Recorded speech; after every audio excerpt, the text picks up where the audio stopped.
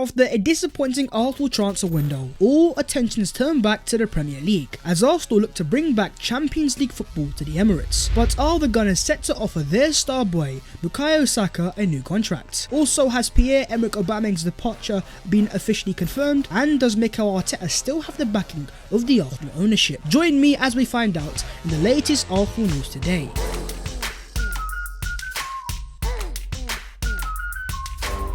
Yo, what is going on, guys? My name is Barcelona and welcome back to your boys channel. Post transfers FC, and I know a lot of Arsenal fans are still very disappointed, but ultimately speaking now, the tension turns back to Arsenal and the Arsenal news. So if you enjoy, smash a like on the video and subscribe to the channel if you are new, as your boy is on the road to 80k. And you know what, just a gargantuan thank you to everyone that has already subscribed. But let's get into the Arsenal news today, and starting off with Bukayo Saka. We can finally put the transfers FC to one side and focus on what matters the most in Arsenal Football Club, and let's focus on Starboy FC. We're talking Mr. Bukayo Saka. Now, he signed an Arsenal contract back in 2020 until 2024, but since signing that contract, let's just say a lot has happened with Mr. Bukayo Saka. He's gone from becoming our backup left back to our first team starting right winger, from playing for the England under-21s to starting for his country's first team at the Euros semi-final. And some people could even argue, after the departure of Pierre Emerick Aubameyang, Bukayo Saka has become Arsenal's most important player. So with that being the case, Arsenal realised that, and these guys are now trying to be proactive, because as Chris Wheatley has confirmed, Arsenal are making plans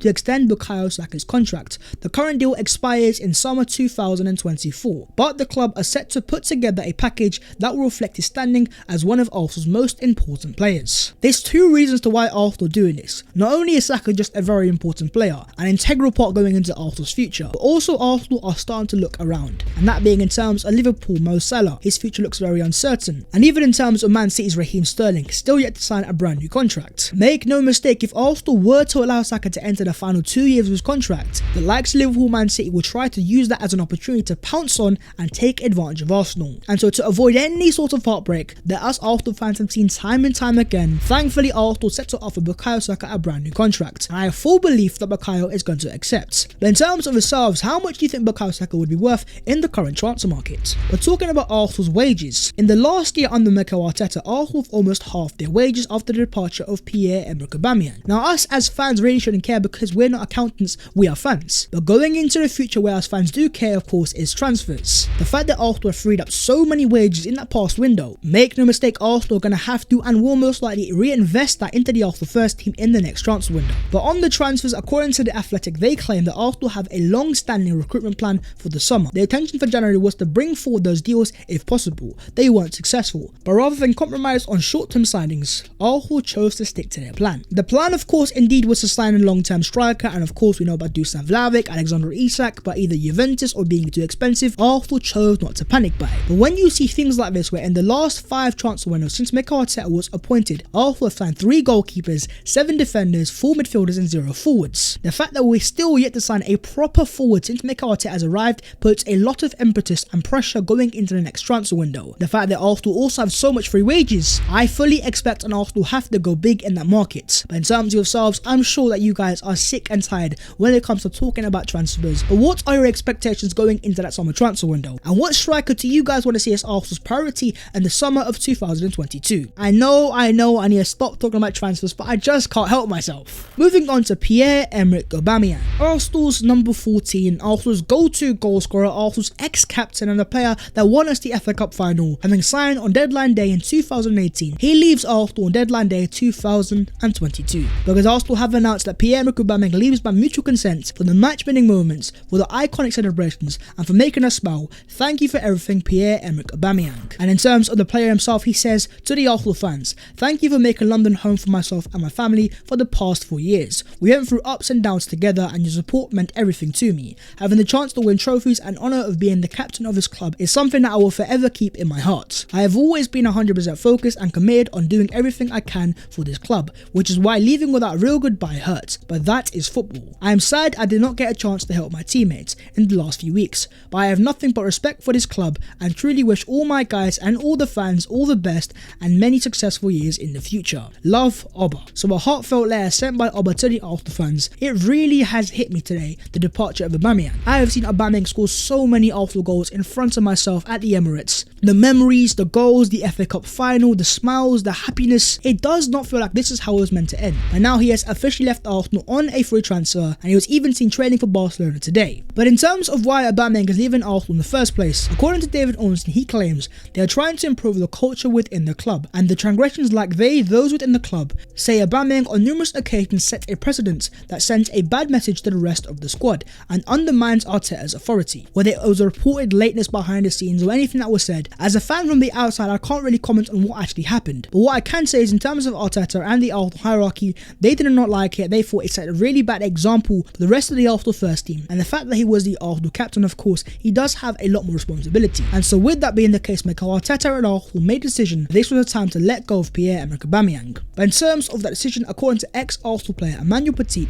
he says, "I believe Arteta made the right decision on Aubameyang, and he made his mark in the dressing room with the choice he made. To leave your captain out of a game and then put him on the transfer market is a very strong message to your dressing room." So according to Emmanuel Petit, Mikel Arteta was right to let go of Pierre-Emerick Aubameyang. But in terms of yourselves, what are your own thoughts on this entire scenario? And do you believe Mikel Arteta was right to let go and transfer this Mr. Pierre-Emerick Aubameyang? But in terms of the Arsenal manager and his relationship with the Arsenal ownership, according to Chris Wheatley, Josh Kroenke maintains a strong working relationship with Arteta and has been impressed with how he has guided the club through the COVID-19 pandemic. There is a shared belief from the Arsenal hierarchy that Arteta is the right man to lead the club forward. The fact that Mikel Arteta has so much support from the Arsenal ownership is so important to his long-term Arsenal future, and hence why reports are claiming that Arteta is set to be offered a 2-year Arsenal contract. Now whether us as fans agree or disagree, in terms of the Arsenal ownership, they have put all their stocks in the Mikel Arteta project. They believe this guy is the right guy to lead us forwards, and that backing can also be shown in the transfer market as well, because in terms of since Mikel Arteta's first summer in 2020,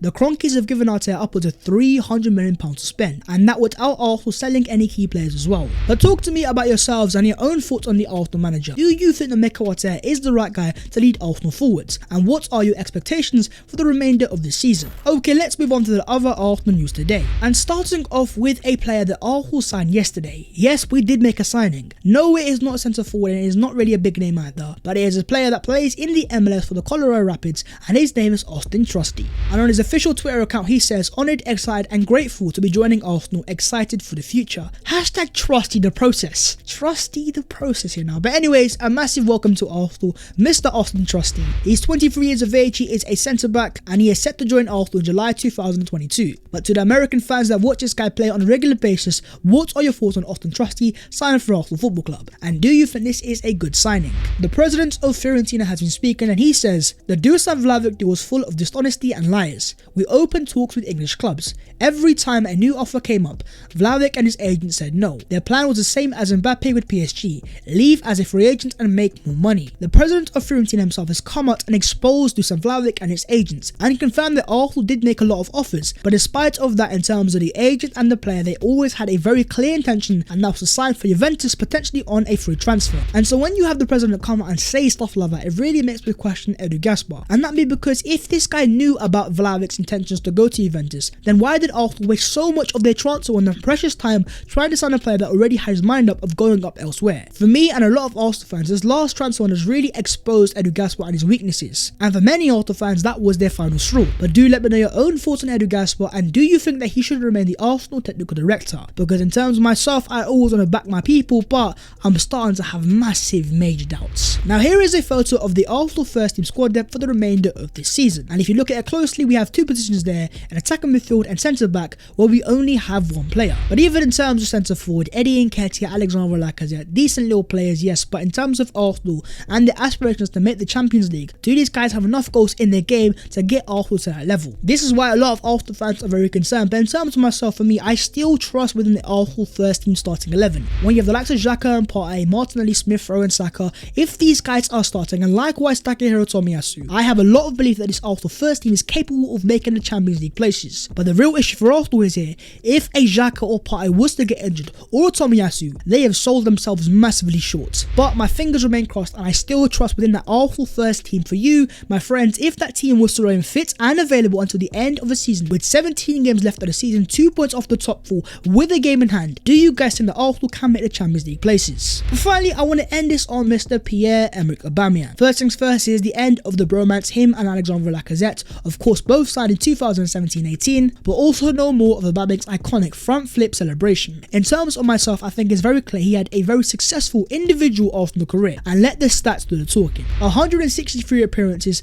92 goals scored, 21 assists, the fastest Arsenal player in history to score 50 Premier League goals in 79 appearances, a Premier League Golden Boots winner, an FA Cup winner, and a winner of the Community Shield as well. The goals, the memories, the iconic moments, the celebration, the smiles, the vibes. When Arsenal signed Aubameyang in 2018, required a goal scorer. They scored 92 goals in 163 appearances. For me, all I have to say is just a gargantuan thank you to Pierre Emerick Aubameyang. But now that Aubameyang has left Arsenal, who is now going to be Arsenal's go-to man? Is it Bukayo Saka, Gabriel Martinelli, Emil Smith-Rowe, or Martin Odegaard? But what do you guys make of Pierre Emerick Aubameyang's Arsenal career now that it is officially over? What was your best Aubameyang moment in an Arsenal shirt? In terms of myself, I'm going to say the FA Cup final, where he scored 2 goals and left Kurt Zouma in his ass. But that is the video there and there. If you guys have enjoyed, smash a like on the video, subscribe if you're new, and if you want to follow your boy on them social medias, then the links will be down below in the description. But that was the latest Arsenal news today, and yes, Bukayo Saka's new Arsenal contract, but most importantly, Pierre Emerick Aubameyang, a gargantuan thank you